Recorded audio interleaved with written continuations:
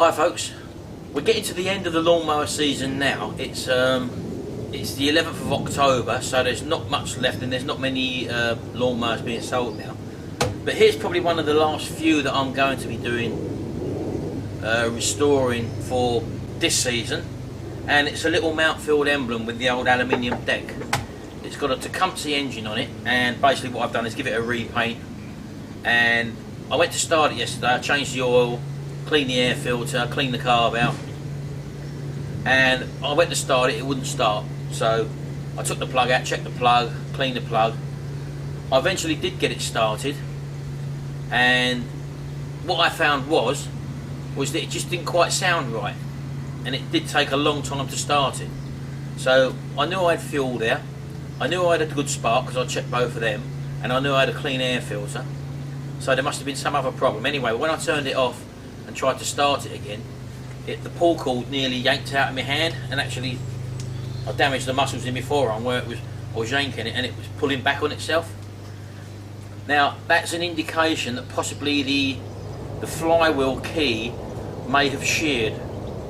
Now under normal circumstances they've got a protection aluminium key on them. So for example, if you hit something hard with the blade, to stop the engine getting damaged, there is a weak point under here. You've got the flywheel, which cools the actual engine down as well. It's got fins on it, and what actually happens is that flywheel is attached to the shaft, the crankshaft, via a little aluminium key, and it's designed, if the blade suddenly comes to a stop, the inertia of that flywheel keeps spinning and actually shears off that little aluminium key to stop the engine getting damaged at all. Now I was under the impression that once the aluminium key shears, that you'd never start the lawnmower. But I've heard of problems with people getting kickbacks, and that throws the timing out. And what I'm hoping to happen, I'm going to find out in a minute, is that I'm hoping that the key has just slipped a little bit, where it's still obviously started with a bit of a problem because the ignition timing's out now. And every now and again, as I said, when you pull the pull cord, it would pull and kick back and literally yank the pull cord out of your hand. So if you've got that symptom, that is possibly the key gone, the aluminium key in the flywheel, but it may not have jolted and misplaced completely where the timing is so far out that you'd never start it. That is one of the problems. But if it does start after hard work, or if it yanks out of your hand, there's a very good chance that the key is sheared, and it's not sheared and span the flywheel right round. It might have just put it off a few degrees, just enough for it to kick back and to be poor starting. So let's strip this down now and see if that is actually correct. Right, I've taken the top cover off now, and I've just loosened the main nut securing the flywheel on. All I did there was just basically, if I held that like that and just tapped the hammer there a few times and got it freed off. Not probably the right way to do it, but I haven't got a strap that holds the flywheel in place, so it wasn't very tight actually, to be honest with you. So, and all I'm going to do now is withdraw that unit there. Well, I'll let you have a look what I've seen down there. The actual flywheel key looks like it's still in place. Right, now looking down there, as you can see, that's the flywheel key. This is the crankshaft, and this is obviously the flywheel itself. So I was hoping to see that sheared off, but it isn't sheared off. But I'm not too sure whether or not it's moved a degree or so.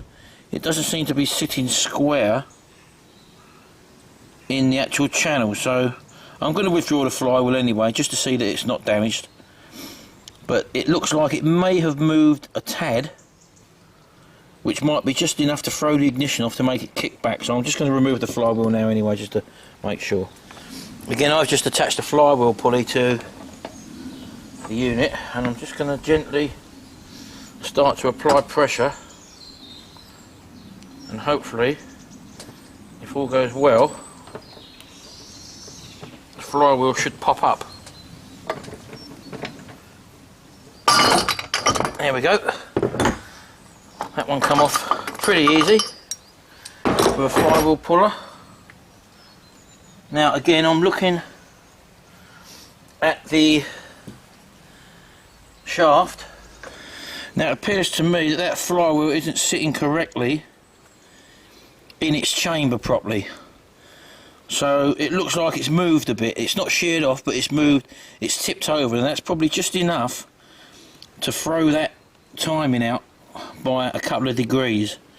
So I'm just going to pry the flywheel out, the key out, and then push it back in so it's flat, because this side is actually sticking out, as you see.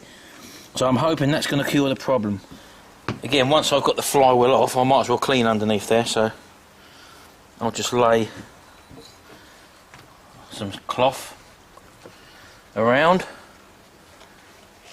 agitate it with some white spirits or old stale petrol. As I say, while you've got it down like this, you might as well clean all this, because it's simple to get at and you're probably not going to do it again. So just agitate that.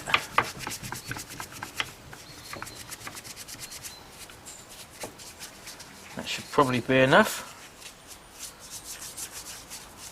And again, when you're blowing these off, do wear your mask and safety goggles, because it's a very fine mist of fluid. So I'm just going to blow it off now with the air gun, and you'll see it leaves a lovely finish.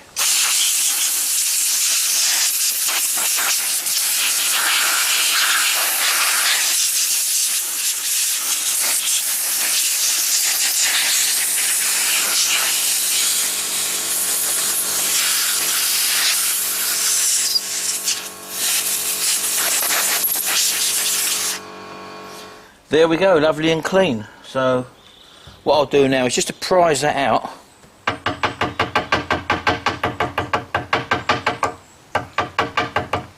Just take that out.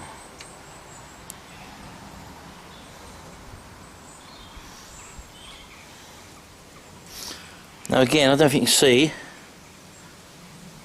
it's still in one piece, but it looked like it was a little bit dislodged. Now this one can obviously only go in one way.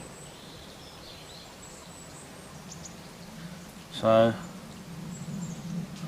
I'll place that back in.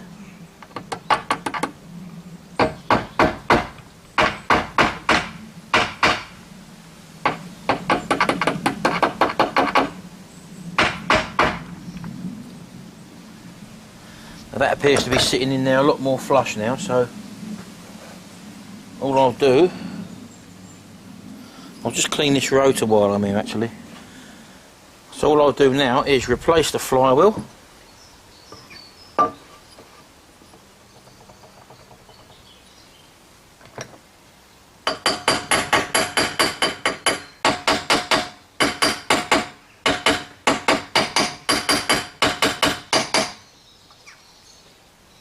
Like thus.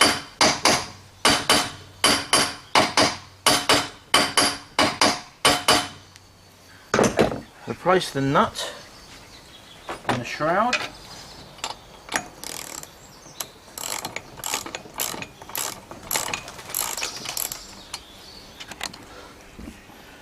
And there we go, everything back together. So let's try and give it a start now.